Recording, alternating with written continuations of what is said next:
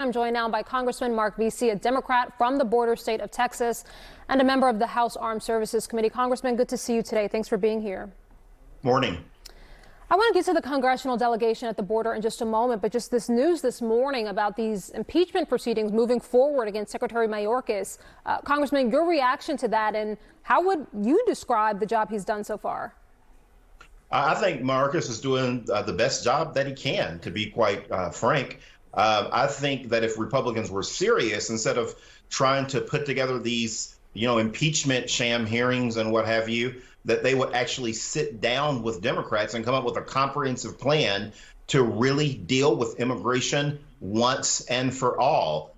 You take our state of Texas, we're a border state, of course, and this particular group of migrants that are coming, particularly from Central America, they have long filled many jobs, in whether it's energy, whether it's construction, hospitality, and they're coming here, because they're trying to escape the extreme poverty and violence in their own countries, and they're coming here, quite frankly, to make contributions to this country. And so I would ask for Republicans to sit down with us and come up with something real so we can stabilize these countries, because until we stabilize these countries, even that Republicans want to, people would still keep coming if their countries are going to be destabilized. And in some cases, these are failed states like Haiti and almost Venezuela. And Congressman, I lost a bit of your audio there, but as you talk about, coming to the table and working with us, what would that look like, and what are you willing to compromise on? What would that plan look like? What I think, for me, the starting point, and I don't hear anyone talking about this, is we need something similar to what the Clinton administration did back in the 90s, and that is Plan Colombia, where that country was rife with so much violence because of the Cali and Medellin cartels. And the Clinton administration came in and worked with Colombia on diplomatic relations, on military aid, and other foreign aid solutions to help stabilize that country. And now you have, thousands and thousands of Americans that actually visit Colombia for vacation.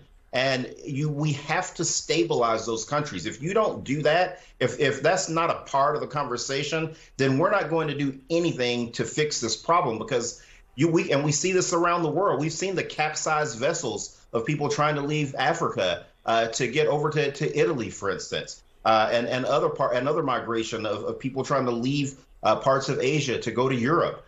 If you don't do something to address the extreme poverty and violence in those countries, it doesn't matter if we reform asylum.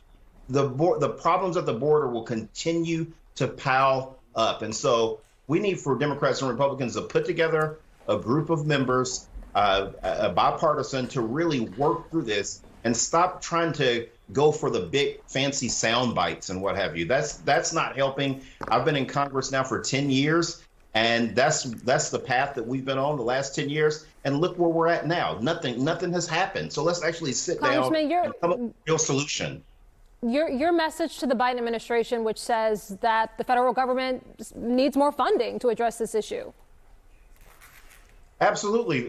We need more funding to address this issue. And we need for Republicans, again, to stop playing politics, and let's pass a bill that will provide the agencies along the border more funding to deal with this. We need, and then again, of course, we need more courts.